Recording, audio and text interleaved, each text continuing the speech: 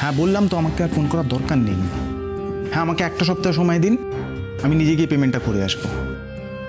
হ্যাঁ জানি জানি জানি।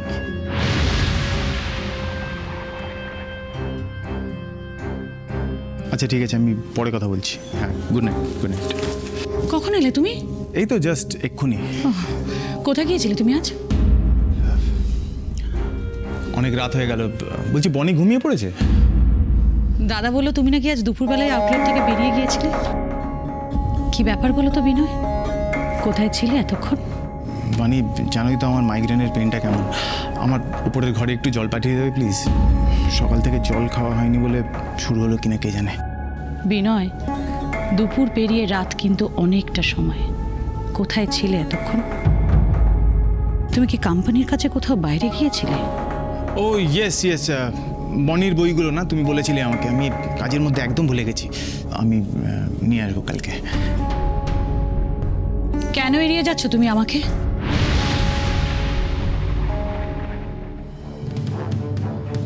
বিনয়, তুমি কাজে ছিলে সেটা আমি বুঝতে পারছি, কিন্তু তুমি কি কাজে ছিলে সেটাই তো তোমায় জিজ্ঞাসা করছি। আউটলেট থেকে তো তুমি অনেকক্ষণ বেরিয়ে গেছো, তাহলে কি এমন কাজ যে এতটা সময় ধরে তোমাকে?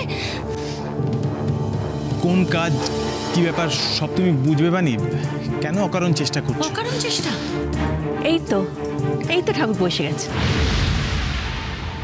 হ্যাঁ বৌদি। হ্যাঁ রে বিনু, আজ এত রাত হলো যে? হ্যাঁ মা, একটু রাত হয়ে গেল। ওরও কখন ফিরবে? এখনো তো ফিরলো না। দাদা এখনো ফেরেনি না, আসলে কাজের খুব চাপ জানো তো। আজকে বোধহয় রাত হবে দাদার আসতে। দাদা আজ রাতে ফিরবে না? ও দাদা আজকে ফিরছে না? তোমার তো সেটা জানার কথা ছিল। বানি, ঠাকুরপো যাও তুমি ফ্রেশ হয়ে নাও, তোমাকে খুব টায়ার্ড দেখাচ্ছে। হ্যাঁ বৌদি একটু টায়ার্ড। মা আমি ওপরে গেলাম একটু। হ্যাঁ যা বাবা যা। বৌদি এলাম। যা। বানি, কি হয়েছে? ছেলেটাকে একটু রেস্ট নিতে দে এখন, কেমন? দিদিভাই কিন্তু এতক্ষণ। ঠিক আছে বানি, মান অভিমান প্রশ্ন উত্তর সব পরে হবে, ক্ষণ ওকে একটু রেস্ট নিতে দে আগে। দিদিভাই তুমি বুঝতে পারছো না, ওর হাব ভাব না আমার কদিন ধরে একদম ঠিক লাগছে না। কি হলো? আপনি চুপ করে আছেন কেন? কোন শর্তের কথা বলছেন বলুন না। সবই তো জানেন আপনি, থাক না।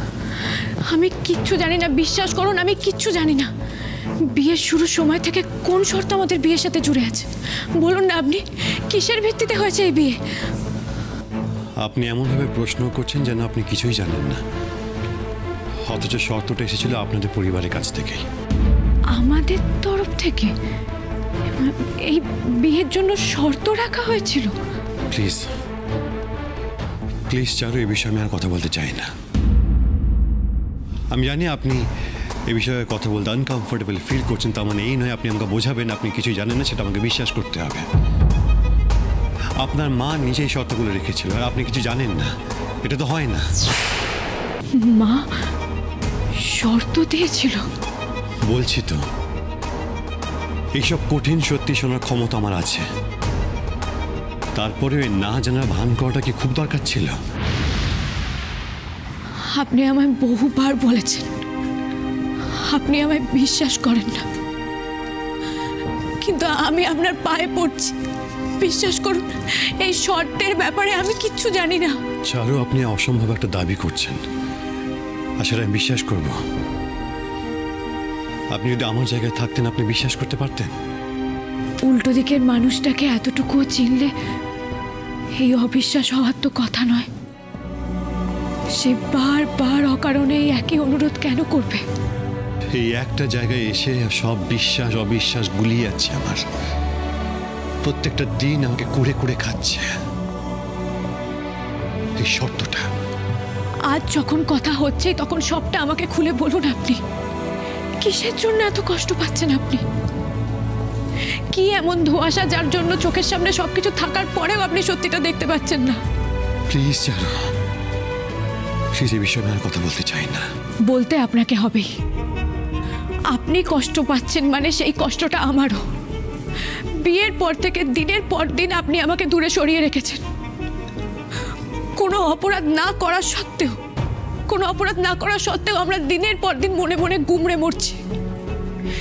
এত যন্ত্রণা, এত অভিমান, এত কষ্ট, তার কি একটাই কারণ? শর্ত। হ্যাঁ চারু,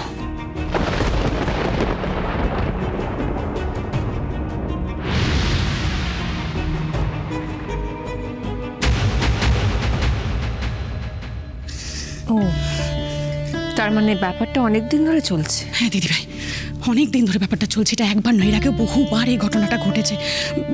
দিদিভাই বলছে কি, তোমরা এবার প্লিজ ওকে একটু সামলাও দিদিভাই। দেখো আমি জানি ব্যবসার ব্যাপারে না ওকে খুব একটা দায়িত্ব নিতে হয় না। তোমরা যদি ওর কাঁধে একটু বেশি করে দায়িত্ব চাপিয়ে দাও না, তাহলে হয়তো ওর সারাটা দিন এনগেজ থাকবে। ছোট বৌমা, আমার মনে হয় তুমি বড় বেশি উতলা হয়ে পড়েছো। মা, আপনি এই কটা দিন ওকে লক্ষ্য করেননি?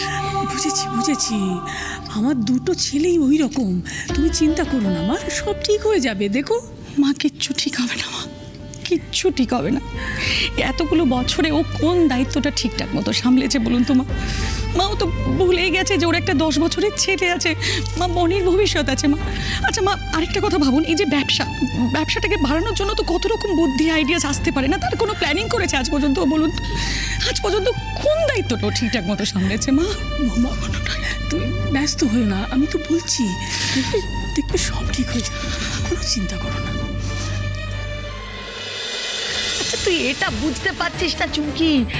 তুই শাঁখের কড়াতের ওপর রয়েছিস, শাঁখের কড়া। আমার আবার কি হবে? হ্যাঁ বাবা, দুজনে যুদ্ধ হবে আর উলু কাঁকড়ার প্রাণ যাবে রে। হ্যাঁ রে, এই জন্য কি বলছি শোন, সাপের গালেও চুমু খাবি আর ব্যাঙের গালেও চুমু খাবি। মানেটা কি? দুজনকেই হাতে রেখে চলতে হবে, কাউকে চটালে চলবে না। ও বাবা বাবা, না না না না না না, আরে তুমি তো জানোই দুজনে কেমন। একটাকেই সামলাতে আমার না বিশ্বাস উঠে যাচ্ছে। আবার তার উপরে নাকি শাশুড়ি, আবার শাশুড়ি তো আমার চারু বলতে অন্ধ। বাবা, আমার কথাটা মন দিয়ে শোন না, তখন থেকে যেটা বলছি বুঝতে পারছিস না? দুজনকে হাতে রাখতে হবে মানে তোকে কিছু করতে হবে না, তুই শুধু দুজনের পায়ে মন তেল ঢেলে যা রে, তেল ঢেলে যা।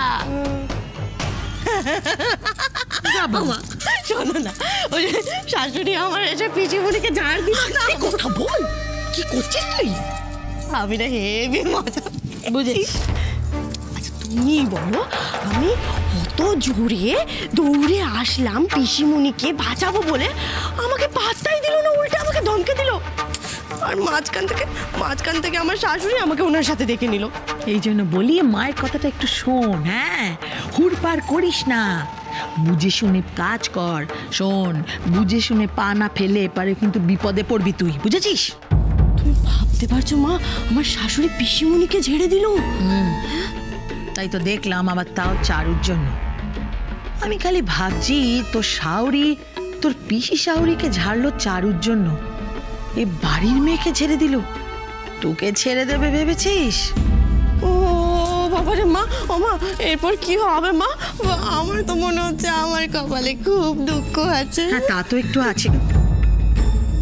না মানে আমি বলছি তা তো একটু আছে মা, কিন্তু হ্যাঁ তার পাল্টা চালও আমাদের ভেবে রাখতে হবে, বুঝেছিস? সেটা কি করে কাটানো যায় ভেবে রাখতে হবে। বলো না মা, কি করবো মা, বলো না। হ্যাঁ, একটা সত্যি কথা বলি মা। হ্যাঁ সত্যি কথা, শাস্তি যে তোকে একটু পেতেই হবে মা। হ্যাঁ রে মা, কিচ্ছু করার নেই, তবে এই শাস্তির উল্টো চাল যে আমাকেই ভেবে রাখতে হবে রে। হ্যাঁ রে চুমকি রে, তুরুপের তাস, শেষ তুরুপের তাসটা যে এ আমার কাছে আছে। কি হলো বলুন না। হঠাৎ করে চোখের দৃষ্টি হারিয়ে যাওয়ার যন্ত্রণা আপনারা কেউ কোনোদিন বুঝবেন না চারু।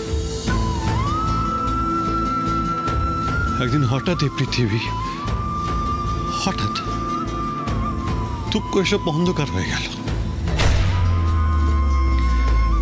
দু চোখ ভরে দেখা এই জীবনটাকে রোজ হাতড়ে বেড়াতে হচ্ছে।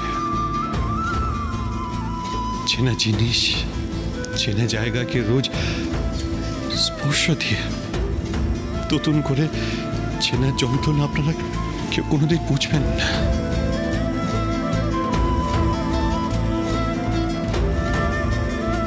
রোজ নিজের এই সত্যির সাথে মানিয়ে উঠতে উঠতে নিজের আত্মবিশ্বাস একদিন তলানিতে এসে ঠেকেছে।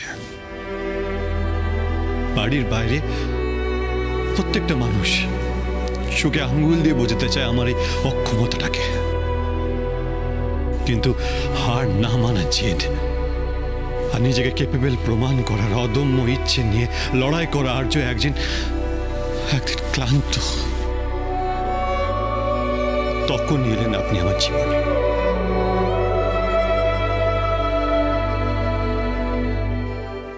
ছাড়ো, আমার জীবনে আপনি ছিলেন এক চিলতে রোদ্দুর, এক চিলতে রূপকথার মতো, যে কোনোদিন আমাকে কখনো জাজ করেনি। আপনি সে মানুষ ছিলেন, সে প্রথম মানুষ যে নিঃশর্তে আমার এই খুঁত খামতি ঊর্ধ্বে আমাকে ভালোবেসেছেন। আমি আবার আপনার জন্য আস্তে আস্তে নিজের আত্মবিশ্বাস ফিরে পেয়েছি, কিন্তু এই স্বপ্নের মতো সুন্দর দিনগুলোর আয়ু যে এত কম, এত অল্প, আমি করতে ভাবতে পারিনি।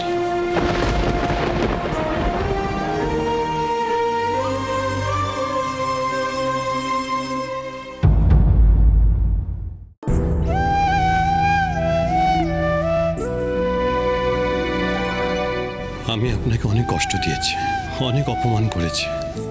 পারবেন চারু আপনি আমায় ক্ষমা করতে? পারবেন আপনি আবার সবটা নতুন করে শুরু করতে?